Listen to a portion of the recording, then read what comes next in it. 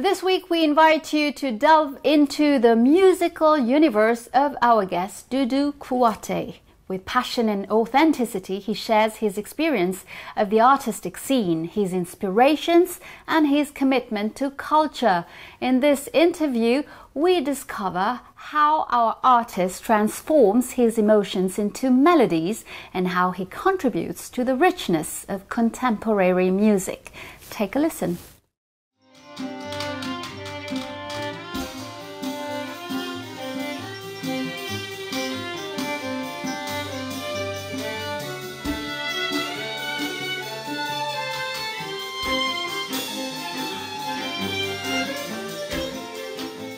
Dudu Kouate, hello and welcome to Initiative Africa. You have just returned from an artist residency with the string quartet. What do you take away from it? Is it the appeal of experimentation or the desire to learn? Yes, there is always experimentation, discovery and learning in music.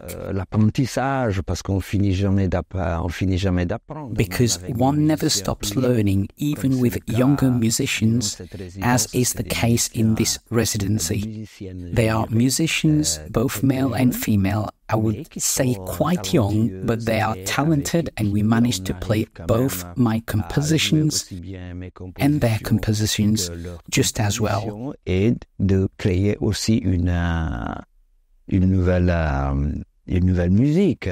And to create new music based on our feelings and emotions. Voilà, c'est un échange. Well, it is an honest, friendly and human exchange. Amical et humain. A positive exchange, and yet, is this not the first time you have collaborated with this classical universe? Je dirais, c'est une bonne impression que This experience, which is not entirely new, has been a great one.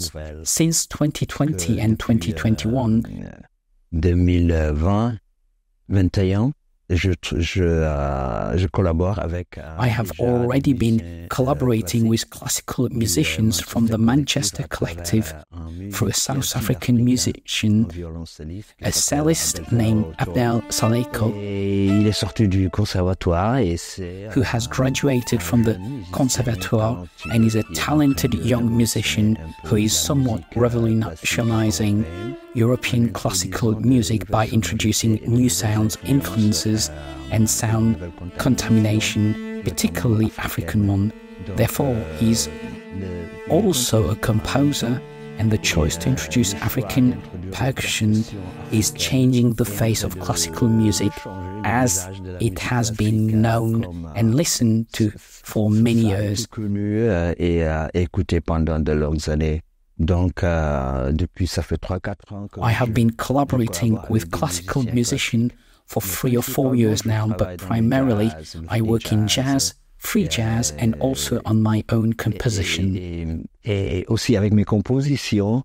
How do you bring to life this fusion of styles and traditions? On a très vite trouvé le moyen de. We quickly found a way of bringing all this together to create something that would satisfy everyone, including classical music lovers. Tout le monde, aussi bien les mélomanes de la musique classique, et aussi ça peut plaire. It can also appeal greatly to African because there are two styles in the same pot, and it's a mix. Et c'est un mix. Donc, en rencontrer Therefore, meeting these young classical musicians is a pleasure and a continuation of what I'm currently trying to achieve in terms of experience, because for me as well, I have been on this journey for 4 years and it's ongoing. It's a journey. Everything that will come from classical music blended with what I'm doing is an extension of this path already set in motion. You have released 2 albums, Africation and more recently, Time in Birds. What distinguishes them, or how do these 2 works contrast or complete each other? These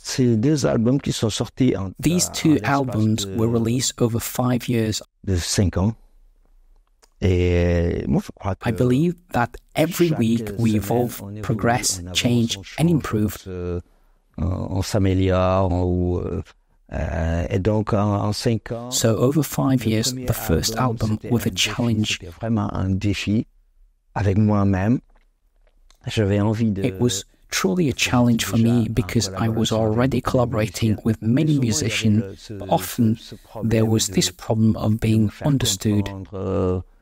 Quand tu n'écris pas des choses When you do not write things down clearly on paper to give to the musician, I did not want to do that because firstly, I could not, and secondly, I did not want to. I thought, well, okay, I have ideas in my mind, I have my music in my mind because this is the music I created in Africation. It was the culmination of a journey. This is how I operate. I start the journey and complete it with something tangible, a support, something written or recorded. And then I play. From that moment, I embark on another adventure. So for Africation, this was to resolve a problem, definitely. I was tired of explaining what I wanted to do because it's not complicated, as my music is simple but emotional and it conveys things, but they need to be played. Often musicians do not listen. Les musiciens n'écoutent pas. Donc je me suis dit, OK. So I thought, okay, I want to record something where I can set every detail precisely where I want it and present it to the musician I want to play with. And I tell them, I want to do this. You listen to it and we do it together. And that made it much easier. Et on fait ça. Et c'est devenu plus facile. And Timing Birds, your second album that marks the beginning of a new chapter. Fermer ce chapitre, je me suis I've closed this chapter. I started exploring, experimenting, left and right, anywhere, with anyone, just to try things out. Et là, pendant ce parcours, j'ai rencontré And then, during this journey, I encountered electronic music, sound effects, I encountered quite concrete music. I discovered contact microphone along the way. I moved to Berlin where I met musicians who are truly involved in the Berlin impro and free jazz scene. De Berlin, de free jazz, là, il y a beaucoup de choses qui And se there, passent. many things are happening, transformation, musical exchanges. Des impros, et puis j'ai laissé aussi beaucoup de choses. I have also left behind many things. It is this transformation, this evolution that I believe characterize me and which, in fact, I love. I adore experimenting. I adore stepping outside the comfort zone of what I know and my culture of reference. Où ma culture de référence, bon, sans perdre Without naturally losing the African aspect that is always present in everything I do, because I cannot help but be who I am. M'empêcher d'être ce que je suis. Doudou Kouaté, you were born in Dakar into a family of griots. Was this a fundamental part of your training as a musician? Absolument oui, parce que je crois qu'on est Absolutely yes, definitely, because we are a product of where we come from. Je suis né dans un contexte où I was born in an environment where my father listened to jazz and played jazz. du jazz, qui faisait du jazz. Ma grand-mère qui racontait des histoires. My grandmother told stories.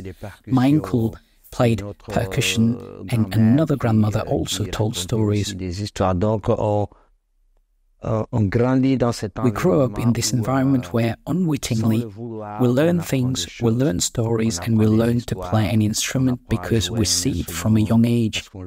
I can't say when I learned to play percussion instruments, I have played since I was little with my friends. J'ai joué depuis quand j'étais petit, avec mes copains, avec les amis.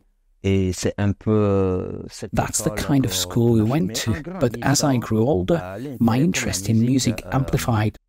So I moved on to the guitar, discovered the guitar, and began to sing and create my own melodies because I sang at home. It's normal. My parents, whenever there are events, you see a relative who sings or an uncle who plays.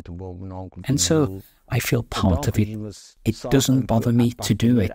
And at a certain point, I could say, this is what I want to do as well. Je me suis senti, c'est ça que je dois faire aussi. And your training also came through your father's jazz collection? Il était un My father was a big jazz fan. consommateur de jazz. À mon tendre âge, j'avais la disponibilité. When I was very young, I had an endless collection of jazz music at home in Africa, and I discovered jazz at an early age. À bas âge, l'intérêt, la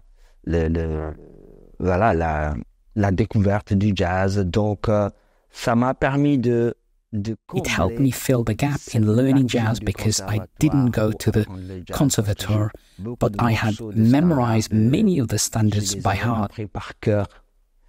Et dans ce truc, à un certain moment, At a certain point, this mainstream jazz no longer satisfied me, so I felt something else and discovered that I also like free jazz. I liked it even more. Plus.